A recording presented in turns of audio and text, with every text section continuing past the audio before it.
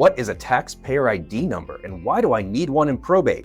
We get into that right after this.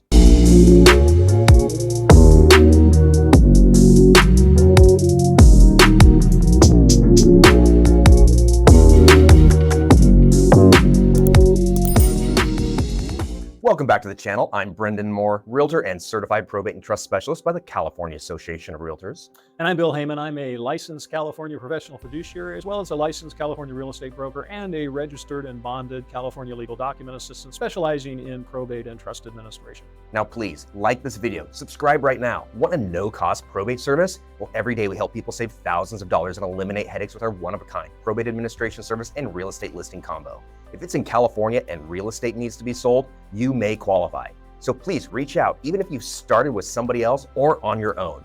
Our info is in the About section on this channel. We love your calls, texts, emails, and comments. Now let's get into it. So what is a taxpayer ID number and why do I need one in probate? I get heirs of the estate or administrators of the estate asking me this all the time. What is it? Why do I need it? When do I need to establish it? How do I do it? So Bill, you're a pro at all this. You are. So get into it. Sure, yeah. Absolutely. Well, I think the easiest way to understand what a taxpayer ID number is that you got to think of the probate estate. Think of it as a living entity, a person, if you will. Think of it as a person.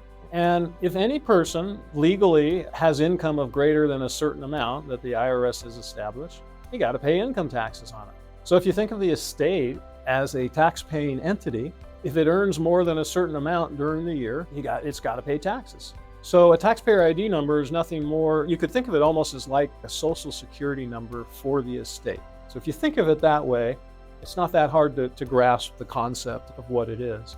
And it's when you need it, especially, is when you're going to sell a home in probate. You absolutely have to have it, because the title company must have that for reporting purposes on the sale of the house. And if you don't have it and you try to close escrow, probably not going to close escrow. Again, the title company has to have it. Absolutely. Yeah, they need that just to disperse funds in general.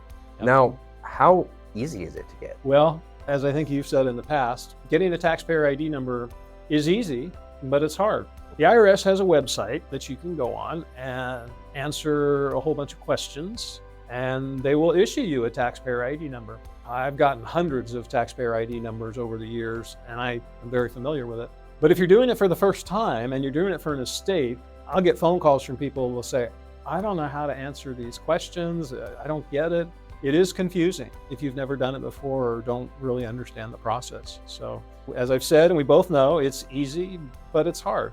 Yeah, if you're looking at it for the first time, I can understand. You're not going to know how to answer certain questions. But if you're working with a probate professional, they should be able to walk you through that. Yeah, and if you have a probate attorney involved, most of the time the probate attorney will get it for you. They usually do. Well, great. Anything else you'd like to add to this one? Well, I think I'd just like to add that there might be times when you don't really need a taxpayer ID number. Times like that would be, for example, let's say that the deceased person had no bank accounts, no investment accounts, no, I'll say, monetary accounts of any kind, and the probate home's not going to be sold. It's going to be kept by the heirs or the beneficiaries. In that situation, you really don't need a taxpayer ID number, so you could avoid it in situations like that. Yeah, gotcha. Most of the time when you're selling a house, it's necessary. Yeah. It is necessary. If you're selling a probate home, it's absolutely necessary. Well, that's all great information, Bill. While we're on the topic of maybe selling a house and the money involved, well, you're probably concerned with how much does probate cost and who gets your tax ID number. Well, that depends on who is probating the estate. Maybe it's you, maybe it's a legal document assistant who saves you a lot of money like Bill here. Maybe it's an attorney.